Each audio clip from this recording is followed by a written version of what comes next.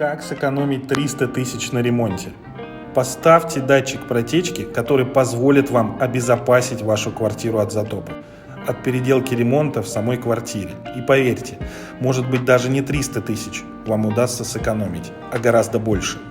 Мы не часто ставим систему от протечек, потому что она стоит недешево, порядка 37 тысяч рублей за комплект. Но давайте подумаем, друзья, один случай затопа полностью перекрывает закупку датчиков протечки. Делайте ремонт безопасно.